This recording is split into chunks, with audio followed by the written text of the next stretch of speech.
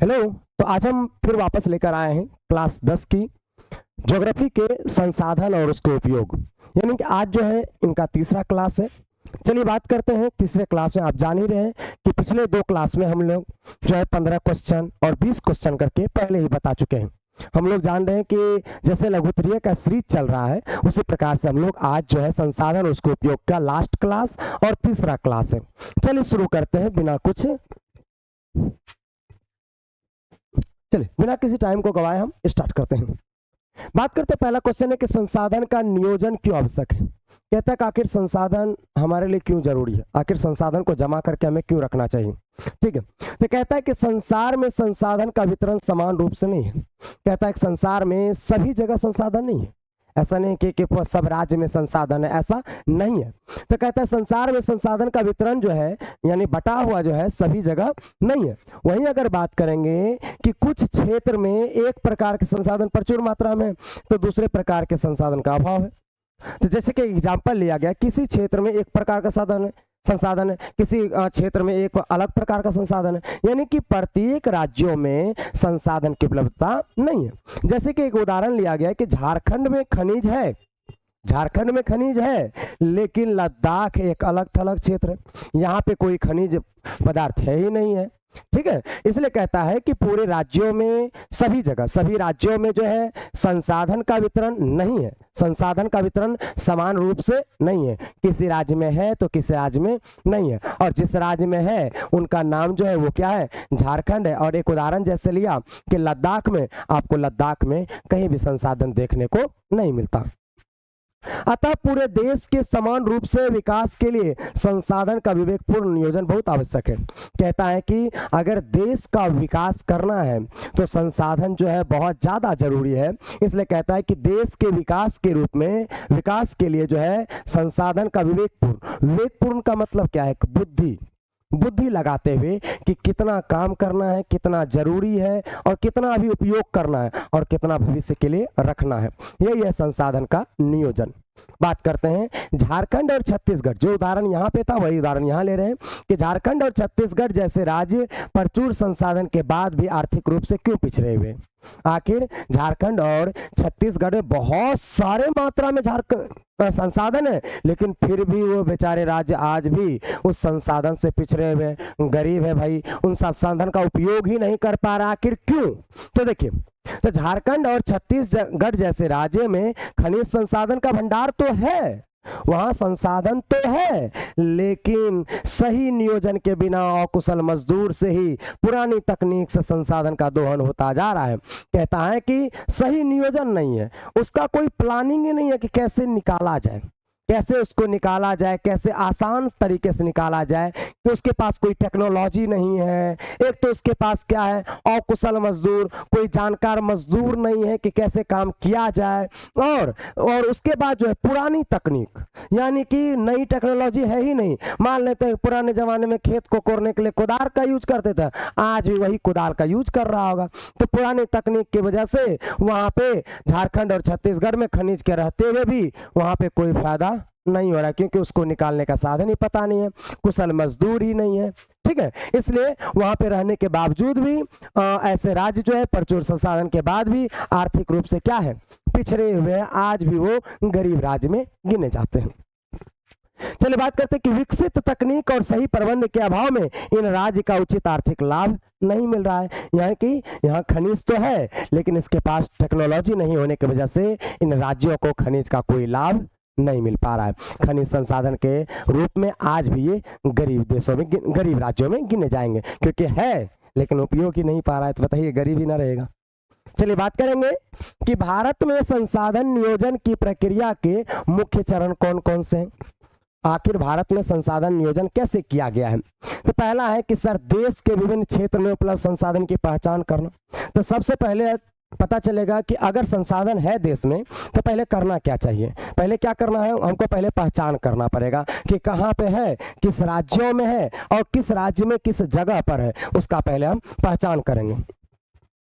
दूसरा, संसाधन की मात्रा और उनके गुणात्मक स्तर का निर्धारण करना। अच्छा, संसाधन की मात्रा, अब देखिए सबसे बड़ी बात है, अब केवल जान जाएंगे यहाँ संसाधन है, चलिए मान ले कि यहाँ मानते हैं कि चलिए यहाँ सोना निकल रहा है, ठीक है। अच्छा ये बताइए कि उस सोना को निकालने में हम 1 करोड़ बर्बाद कर दें और पता चलेगा हमको कि 10 ग्राम सोना होगा, तो क्या फायदा है भैया। तो हमको क्या जानना है, तो हमको जानना है उसकी मात्रा की कितना मात्रा में वहाँ खनिज है, क्या कितना मात्रा में खनिज है। और पता चला कि उस सोना का कोई महत्व नहीं है क्योंकि सोना तो लोहा जैसा निकला, तो उसकी मात्रा यानी उसकी मात्रा के साथ साथ क्या होना चाहिए, उसमें गुण भी आवश्यकता होना चाहिए, गुण का भी जरूरी होना चाहिए। तो कहता है पहला कि देश के विभिन्न क्षेत्रों में उपलब्ध संसाधन की पहले पहचान कीजिए कि कहाँ संसाधन है और कहाँ नहीं है, और दूसरी उनकी मात्रा जाने कि कितना है, और उसके बाद उसके गुणों को पहचानिए कि उसमें अच्छे गुण हैं या नहीं है, वो महंगे हैं या नहीं है, उपयोगी हैं कि नहीं है। बात करते हैं तीसरा, विकास योजनाओं को चरणबद्ध रूप से तैयार करना। मान लेते कि ये दोनों चीज मिल गया और हमारे पास निकालने का तरीका ही पता ना हो, हम लोग बिना किसी प्लान का तो नहीं कोई काम कर लेंगे। अच्छा मान लेते हैं कोई पुल बनाना होगा तो बिना विचार का तो पुल नहीं बन पाएगा। आप जानते हैं भागलपुर का विक्रमशिला पुल टूट गया, अच्छा क्या बिना विचार का डायरेक्ट पुल लगा लिए होंगे, नहीं ना लगा लिए होंगे। चलिए बात करते हैं उसी प्रकार क्या कहता है कि विकास योजना को चरणबद्ध तरीके से करना। पहले विकास में क्या क्या लगेगा, कैसे उसका प्रस्ताव किया जाएगा, कैसे उसको बनाया जाएगा, उसके लिए पहले विचार किया जाएगा। चौथा बात करते हैं समुचित विकास के लिए उचित तकनीक अपनाना। अच्छा मान लेते हैं कि हमारे पास टेक्नोलॉजी ही ना हो, हम सब कुछ विचार कर लिए, हमारे पास नया कोई टेक्नोलॉजी ही नहीं है, हम कैसे लगाएंगे। मान लेते हैं कि आप जानते हैं भागलपुर में एक बेली ब्रिज लगाया गया, अच्छा हमारे पास पता ही नहीं था कि बेली ब्रिज कैसे लगाना है, तो बताइए वो लगा पाते क्या, नहीं लगा पाते। इसलिए आप जो है क्या कीजिएगा कि समुचित विकास के लिए उचित तकनीक का प्रयोग कीजिएगा, उचित तकनीक अच्छा टेक्नोलॉजी का उपयोग कीजिएगा। और बात करेंगे पांचवा कि कुशल मजदूर को तैयार करना और उन्हें सही तकनीक का ज्ञान देना। यानी कहने का मतलब है कि ऐसा मजदूर ना ले लीजिए कि दिन भर पता चलेगा उसको मजदूरी दे रहे हैं और दिन भर सुतल है, पता चला ईटा लाने के लिए कहे तो चल गया सीमेंट लाने के लिए, ऐसा नहीं होना चाहिए, ठीक है। यानी कि मजदूर कैसा होना चाहिए, कुशल होना चाहिए, थोड़ा जानकार होना चाहिए, ठीक है, और उन्हें सही तकनीक का भी ज्ञान होना चाहिए। और बात करेंगे छठा, राष्ट्रीय स्तर पर योजना का निर्धारण करना ताकि आर्थिक समृद्धि के साथ नागरिक का समान कल्याण हो सके। अच्छा राष्ट्रीय स्तर पर योजना का निर्माण, देखिए हमने केवल यहाँ पे बोला कि चरणबद्ध तरीके से काम करना चाहिए, ठीक है, और योजना का निर्माण कहता है कैसे होना चाहिए, तो योजना का निर्माण होना चाहिए राष्ट्रीय स्तर पर जिससे प्रत्येक नागरिक को उससे लाभ हो सके, जिससे प्रत्येक नागरिक को उससे लाभ हो सके राष्ट्र में रहने वाले। चलिए हम बात करते हैं आगे अगले क्वेश्चन की ओर। कहता है कि जापान का उदाहरण देते हुए समझाएं कि बिना संसाधन के भी कोई देश कैसे विकसित हो सकता है। कहता है कि जापान आखिर आज वहां पे कोई संसाधन नहीं है, फिर भी आज उसे एक विकसित देश के श्रेणी में माना जाता है लगभग। तो कहता है कि जापान के पास अपने स्वयं के खनिज संसाधन का अभाव है, वहां अपना उसका खनिज संसाधन है ही नहीं, उसके मिट्टी में खनिज संसाधन है ही नहीं, परंतु उसने विदेश से कच्चा माल आयात कर अपने उच्च कोटि की तकनीक और कुशल मानव संसाधन के बल पर देश की अत्यधिक विकास और समृद्ध बनाया। कहने का मतलब है कि खनिज तो उसके पास नहीं है, लेकिन दूसरे देश से खनिज को मंगाकर कुशल मजदूर का प्रयोग करके उसे उस कच्चे माल को एक अच्छा सामान बनाकर उनसे और ज्यादा अधिक पैसा कमा रहे हैं। इसलिए बिना संसाधन के ही जापान, याद रखिएगा जापान जो है, याद रखिए बिना संसाधन के ही जापान विकसित हो सकता है, ऐसा कहा गया है। और हम जाने कि इसके पास संसाधन नहीं है, लेकिन दूसरे देश से मंगाकर, लेकिन इनके पास दो चीज है, पहला एक कुशल मजदूर है इसके पास, देखिएगा ध्यान से, एक कहता है कि इसके पास तकनीक है, टेक्नोलॉजी है कि कैसे उनका उपयोग करना है, और दूसरा इसके पास क्या है, कुशल मजदूर है, ठीक है, जिनकी वजह से क्या करते हैं, कच्चे माल का अच्छा सामान बनाकर उसे महंगे दामों में बेच देते हैं। इसलिए वो देश क्या कर रही है, विकास कर रही है बिना किसी संसाधन के रहते हुए भी। बात करते हैं संसाधन जो है बोर्ड ऑफ हो गया था और रिकॉर्डिंग बंद हो गई थी। चलिए हम वापस से स्टार्ट करते हैं। बात करते हैं, हम बात की अभी संसाधन संरक्षण क्यों आवश्यक है। हमने जाना कि विश्व की जनसंख्या दिन प्रतिदिन क्या हो रही है, बढ़ती जा रही है। मानवीय आवश्यकता के लिए संसाधन भी क्या है, कैसे हैं भैया, मानव की जरूरतों के लिए संसाधन सीमित मात्रा में, बहुत कम मात्रा में सर, है कि नहीं। और यदि इन अमूल्य संसाधन यानी अमूल्य का मतलब है कि इसे कोई दोबारा हम खरीद भी नहीं सकते, इसलिए इसे अमूल्य बताया गया है। जैसे भूमि, मिट्टी, जल का अंधाधुंध दोहन करेंगे या इसे बर्बाद करेंगे तो भविष्य में क्या होगा, मानव अस्तित्व संकट में पड़ जाएगा। सीधा सा कहने का मतलब है कि विश्व में जनसंख्या दिन प्रतिदिन बढ़ती जा रही है, लेकिन खनिज की मात्रा तो बढ़ नहीं रही सर, उसकी मात्रा सीमित है। इसलिए कहता है कि उनका उपयोग जो है बहुत ही लिमिट मात्रा में किया जाए। अगर लिमिट मात्रा में नहीं करेंगे तो याद रखें कि एक दिन मानव जीवन क्या हो जाएगा, संकट में पड़ जाएगा। ये बात याद रखें, मानव जीवन का अस्तित्व ही नहीं रहेगा इस पृथ्वी पर। और इसलिए इनका विवेकपूर्ण यानी कि बुद्धिपूर्वक यानी कि दिमाग लगाकर उपयोग करें और संरक्षण आवश्यक है। और इनका क्या करें, संरक्षण करें कि जो कि भविष्य के लिए अपने अगले पीढ़ी को भी हम दे पाए। बात करते हैं सर कि भूमि और मिट्टी के संरक्षण के लिए क्या उपाय किए जाने चाहिए। भूमि और मिट्टी, जैसे कि आप देखिए कि भूमि और मिट्टी संसाधन के अमूल्य संसाधन, इन्हें कैसे हम संरक्षित कर सकें, इसे कैसे सुरक्षा दे सकें। कहता है भूमि और मिट्टी के संरक्षण के लिए सबसे पहले उनकी उपयोगिता का मूल्यांकन करना चाहिए। हम सबसे पहले जानेंगे कि किस जगह पे कैसा मिट्टी है, किस जगह पे कैसा मिट्टी है। कहने का मतलब है कि कैसे मिट्टी पे कौन सा फसल उपजता है, महंगा फसल उपजता है, सस्ता फसल उपजता है, मिट्टी कैसी है, काली है, उपजाऊ है, जलोढ़ है, कैसी मिट्टी है, पहले पता करना है। तो भूमि और मिट्टी के संरक्षण के लिए सबसे पहले उनकी उपयोगिता की मूल्यांकन करना चाहिए। इसके बाद भूमि के अत्यधिक दोहन को रोकने के लिए, अत्यधिक दोहन याद रखिएगा, यानी कि जैसे कि अत्यधिक दोहन हम कैसे कर रहे हैं, भूमि का हम फसल पे फसल लगाए जा रहे हैं, ज़्यादा खाद उड़े ले जा रहे हैं। भैया बताइए कितना भूमि बर्दाश्त करेगा, भैया भूमि खराब हो जाती है अगर ज़्यादा आप उर्वरक या खाद का प्रयोग कीजिएगा। तो बात करते हैं कि भूमि और मिट्टी के संरक्षण के लिए सबसे पहले उनकी उपयोगिता, उपयोगिता का सीधा मतलब है उपयोग। बात करते हैं उनके बाद जो है आप भूमि के अत्यधिक दोहन को रोकने के लिए यानी कि भूमि के हानि को रोकने के लिए देखिएगा उचित योजना बनानी चाहिए कि कैसे भूमि के दोहन को रोका जाए। और जलवायु की दशाओं को ध्यान में रखते हुए मिट्टी के अनुकूल फसलें उगानी चाहिए कि कैसी मिट्टी में कौन सी फसल उग सकती है, कौन सी फसल नहीं उग सकती है, ताकि भूमि की उत्पादकता क्या रहे, बनी रहे, हमें हमेशा फसल मिलती रहे।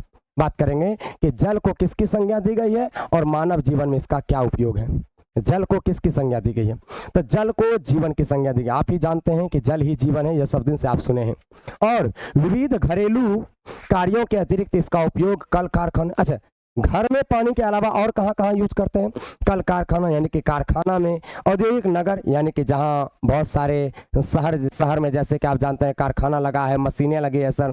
औद्योगिक नगर में जल विद्युत उत्पादन यानी कि बिजली के उत्पादन में, सिंचाई में तथा जल यातायात यानी कि समुद्र में यानी कि जल में इसका जहाज का चलना, जलों में जहाज का चलना, उसी को यातायात कहते हैं, मार्ग बनाने में किया जाता है। तो कहता है कि जल किसकी संज्ञा दी गई है, जल को जीवन यानी जल ही जीवन है, जीवन की संज्ञा दी गई है। और मानव जीवन में इसका क्या उपाय उपयोग है, जैसे कि पहला उपयोग घर के अतिरिक्त कहाँ कहाँ प्रयोग होता है जल का, घर में भी होता है, घर के अतिरिक्त कल कारखाना में भी होता है, उद्योग नगर में होता है, जल विद्युत उत्पादन में होता है, सिंचाई में होता है, और जल यातायात मार्ग यानी कि पानी जहाज के यहाँ से आने जाने में प्रयोग होता है, एक देश से दूसरे देश जाने में। बात करते हैं खनिज को सबसे कीमती संसाधन क्यों माना जाता है और इनके उपयोग में क्या सावधानी बरतनी चाहिए। कहता है कि आधुनिक युग में मानव जीवन के आर्थिक और सांस्कृतिक विकास के लिए खनिज, लोहा, कोयला, पेट्रोलियम अनिवार्य आधार है। कहता है कि आधुनिक युग में जो है मानव का अगर विकास करना है तो इन तीनों जैसे खनिज की हमें ज़्यादा से ज़्यादा जरूरत है। अगर कोयला नहीं होगा तो बहुत सारे कारखाना बंद हो जाएंगे, अगर लोहा नहीं होगा तो बहुत सारे सामान नहीं बन पाएंगे, अच्छा अब पेट्रोल नहीं होगा तो बहुत सारी गाड़ियाँ बंद हो जाएगी। तो ये आधुनिक विकास की सबसे चरम सीमा पर है सर। और ये सीमित है सर, ऐसा नहीं कि ये हमें जितना यूज करेंगे उतना हमें मिलते रहेगा, नहीं, ये सीमित है सर। आप जितना जल्दी उपयोग कर लेगा उतना ही जल्दी खत्म हो जाएगी सर। इसलिए याद रखें, इसे इसलिए कहता है बार बार इसे क्या करें, संचित करके रखें, इसे कैसे संरक्षण करें इसका, इसलिए बार बार कहा जाता है। ये सीमित है सर और एक बार समाप्त होने पर इनकी पुनः प्राप्ति संभव नहीं है सर। इनकी पुनः प्राप्ति हम नहीं कर सकते, एक बार खत्म हो गया तो खत्म हो गया, हमारी अगली पीढ़ी भी उसका दोबारा उपयोग नहीं कर पाएंगे। और इसलिए इनके उपयोग में क्या करनी चाहिए, सावधानी और सतर्कता बरतनी चाहिए, जिनसे हमें अगली पीढ़ी हमारी जी सके सर, है कि नहीं। पता नहीं हम लोग जी पाएंगे आगे, नहीं, अगली पीढ़ी तो बात जाने ही दीजिए सर। चलिए बात करते हैं कि ऊर्जा संकट से बचने के लिए किस गैर पारंपरिक स्रोत का अपनाने की सलाह दी गई है। ऊर्जा संकट और पर्यावरण प्रदूषण से बचने के लिए सूर्य, पवन और सौर ऊर्जा और पवन ऊर्जा जैसे गैर पारंपरिक स्रोत को खोजने और उनका विवेकपूर्ण प्रयोग करने की सलाह दी गई है। यानी कहने का मतलब है कि आप जानते हैं कि ऊर्जा संकट से बचने के लिए, यानी कि ऊर्जा के संकट से बचने के लिए, ऊर्जा खत्म हो जाए उससे बचने के लिए और पर्यावरण को प्रदूषित होने से बचाने के लिए हमें किस किस चीज का ज्यादा से ज्यादा उपयोग करना चाहिए। नंबर 1, सूर्य का। क्या सूर्य कभी ऊर्जा देना बंद कर देगी? नहीं सर। पवन, क्या हवा कभी बंद हो सकती है? नहीं। सौर ऊर्जा, यानी कि सूर्य आएगा तो सौर ऊर्जा से बिजली पैदा होगी। आप जानते हैं सौर ऊर्जा कहीं ना कहीं आपके घर पे लगेंगे, या आप हरियाणा चले जाइएगा तो वहां आपको जरूर ज्यादा से ज्यादा सौर प्लेट देखने को मिलेगा। पवन ऊर्जा आपको तमिलनाडु में सबसे ज्यादा मिलेगा, जो पवन चक्की घूमती है सर पंखे की तरह, उनसे भी बिजली पैदा होती है सर टरबाइन को चलाकर। बात करेंगे ऐसे गैर पारंपरिक स्रोत को खोजने और उनका विवेकपूर्ण उपयोग बढ़ाने की सलाह दी गई है। यानी कि ऐसे चीजों की अगर खोज ज्यादा से ज्यादा हो और इनका ज्यादा से ज्यादा उपयोग हो तो पर्यावरण प्रदूषण भी नहीं होगा और ऊर्जा भी हमें ज्यादा से ज्यादा मिलेगी। चलिए, और ये कभी समाप्त भी नहीं होगी। क्या सूर्य कभी समाप्त होगा सर? नहीं होगा सर। चलिए बात करते हैं संसाधन संरक्षण का वास्तविक अर्थ क्या है। संसाधन संरक्षण का अर्थ संसाधन का योजनाबद्ध, सुप्रबंधित और विवेकपूर्ण उपयोग करना है। हम शुरुआत में ही बता चुके हैं, बार बार संरक्षण की चर्चा हो रही है। संरक्षण का सीधा मतलब है बचा कर रखना, और बचा कैसे सकते हैं? योजना बनाकर। सबसे पहले हम योजना बनाएंगे कि इनका उपयोग कैसे करना है, हम विवेकपूर्ण उपयोग करेंगे, एकदम बुद्धि लगा कर कि कब कितना उपयोग करना है कि खत्म नहीं हो जाए, और ताकि उनसे लंबे समय तक लाभ उठा सके। ताकि उनसे हम बार बार कह रहे हैं, ऐसा नहीं कि हम लोग जी के खत्म हो गए, इनके अगला पीढ़ी के लिए कुछ रहे ही ना, ऐसा नहीं करना है सर। ठीक है, इसलिए कहता है बार बार संसाधन को बचा कर रखना चाहिए जो अगले पीढ़ी को भी उनको मिल पाए।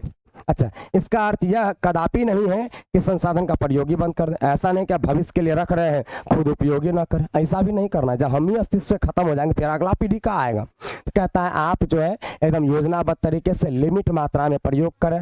ठीक है सर, एक लिमिट मात्रा में प्रयोग करें और अपने भविष्य के लिए भी कुछ सुरक्षित रख दें। तो कहता है कि संसाधन का प्रयोग ही ना करें, केवल उनकी रक्षा की जाए या कंजूसी की जाए, ऐसा नहीं है सर।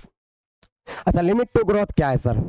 ये नामक पुस्तक कब और क्यों प्रकाशित हुई? कहता है आर्थिक विकास के कारण पर्यावरण को होने वाले नुकसान, पर्यावरण को नुकसान से बचाने के लिए याद रखेगा। तो कहता है कि पर्यावरण को होने वाले नुकसान की चिंता को देखते हुए, यानी कि पर्यावरण में जो नुकसान पहुंच रहे हैं, दिन प्रतिदिन प्रदूषण बढ़ते जा रहे हैं, उनकी चिंता को व्यक्त करते हुए देखते हुए वैश्विक विद्वान के यानी विश्व के विद्वानों ने एक समूह में वर्ष 1972 में लिमिट टू ग्रोथ नामक पुस्तक प्रकाशित की थी। कब? तो याद रखिए, लिमिट टू ग्रोथ किसके लिए है? पर्यावरण प्रदूषण को रोकने के लिए। कब लाई गई थी? 1972 में लाई गई थी। ठीक है, ताकि दुनिया का ध्यान बढ़ती जनसंख्या और प्राकृतिक संसाधन के विनाश की ओर खींचा जा सके। लिमिट टू ग्रोथ इसलिए लाया गया था क्योंकि प्रदूषण को कम किया जा सके। जिस प्रकार से जनसंख्या बढ़ रही है, ऐसा नहीं कि संसाधन तुरंत खत्म हो जाए, उसे कैसे योजनाबद्ध तरीके से बचाए रखना है और भविष्य के लिए भी उसका उपयोग होना है। इसलिए कहता है कि यह लिमिट टू ग्रोथ लाई गई थी कि कैसे लिमिट में प्रयोग करना है और जीवन को विकास करना है। चलिए अगले क्वेश्चन पे चलते हैं।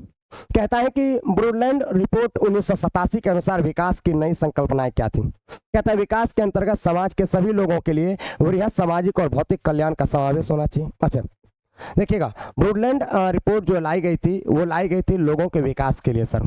कैसे लोगों का विकास किया जाए, कैसे वृहद समाज का और भौतिक कल्याण किया जाए, लोगों का और सामाजिक कल्याण का और भौतिक कल्याण किया जाए, लोगों का कल्याण किया जाए, समाज का कल्याण किया जाए और दोनों को कैसा कल्याण हो? भौतिक कल्याण समावेश उसमें।